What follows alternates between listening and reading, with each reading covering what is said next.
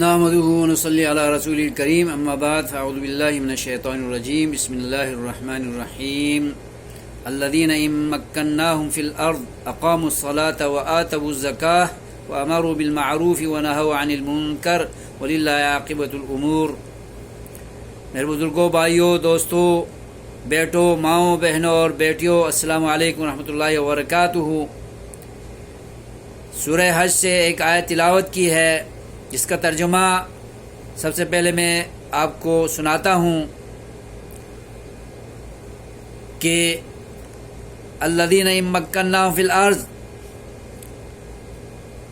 جن لوگوں کو ہم زمین میں ان کو سلطنت عطا کرتے ہیں تو اقاموا الصلاۃ وآتوا الزکاۃ، تو یہ پوری پابندی سے نمازیں قائم کرتے ہیں، نمازوں کا نظام نافذ کرتے ہیں، وآتوا الزکاۃ، اور زکاتیں ادا کرتے ہیں اور نظام کو مستقلاً نافذ کرتے ہیں، وامروا بالمعروف، اور اچھے کاموں کا حکم کرتے ہیں، نیکیوں کو عام کرتے ہیں، وَنَهَوْا عَنِ الْمُنْكَرِ، اور برے کاموں سے منع کرتے ہیں، ماحول کو منکرات اور نافرمانیوں، معصیتوں، شرک سے، بدعت سے، نفاق سے، رب کو ناراض کرنے والے جملہ کبائر و جرائم سے روکنے کی کوشش اور اہتمام کرتے ہیں۔ وَلِلَّهِ عَاقِبَةُ الْأُمُورِ، تمام کاموں کا انجام اللہ کے اختیار میں ہے۔ میرے بزرگوں، بھائیوں، دوستوں، ماؤں، بہنوں اور بیٹیوں، اس آیت میں اللہ تبارک و تعالیٰ نے سب سے پہلے اسلامی حکومت کے بنیادی اہداف اور اغراض و مقاصد بیان کیے ہیں، جنہیں خلافت راشدہ اور قرن اول کی دیگر اسلامی حکومتوں میں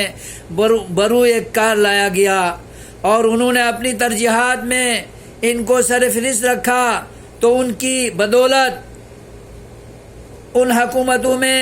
امن و سکون بھی رہا، رفاہیت و خوشحالی بھی رہی، اور مسلمان سربلند اور سرفراز بھی رہے۔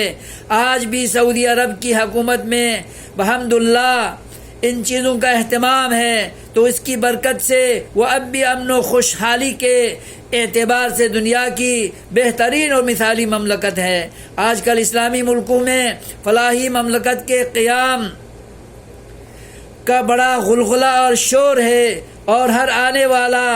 حکمران اس کے دعوے کرتا ہے، لیکن ہر اسلامی ملک میں بد امنی، فساد، قتل و غارت گری اور ادبار و پستی، گراوٹ اور زبوں حالی روز افزوں ہے۔ اس کی وجہ یہ ہے کہ سب اللہ کے بتلائے ہوئے راستے کو اختیار کرنے کے بجائے مغرب کے جمہوری اور لادینی نظام کے ذریعے سے فلاح و کامرانی حاصل کرنا چاہتے ہیں، جو آسمان میں تھگلی لگانے اور ہوا کو مٹھی میں لینے کے مترادف ہے۔ جب تک مسلمان مملکتیں قرآن کے بتلائے ہوئے اصول کے مطابق اقامت صلاۃ و زکوٰۃ اور امر بالمعروف اور نہی عن المنکر کا اہتمام نہیں کریں گی اور اپنی ترجیحات میں ان کو سرفہرست نہیں رکھیں گی، وہ فلاحی مملکت کے قیام میں کبھی بھی کامیاب نہیں ہو سکتی۔ میرے بزرگوں، بھائیوں، خلفائے راشدین نے ان امور کا اہتمام کیا اور ان ذمہ داریوں کو نبھایا، اور اللہ کو انہوں نے راضی کیا۔ اسی لیے شاعر یہ کہنے پر مجبور ہو گیا، وہ زمانے میں معزز تھے تابع قرآن ہو کر، اور ہم رسوا ہو گئے تارک قرآن ہو کر۔ اللہ تبارک و تعالی ہمارے دور کے حکمرانوں کو ان ذمہ داریوں کو نبھانے، حب الوطنی، حب العوام اور حب الاسلام کے مظاہرے اور اظہار کرنے کی توفیق عطا فرمائے،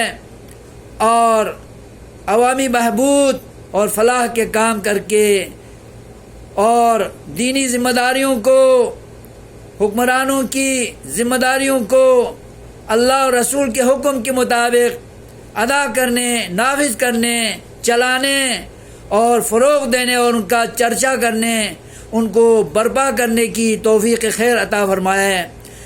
آمین یا رب العالمین۔ والسلام علیکم ورحمۃ اللہ وبرکاتہ۔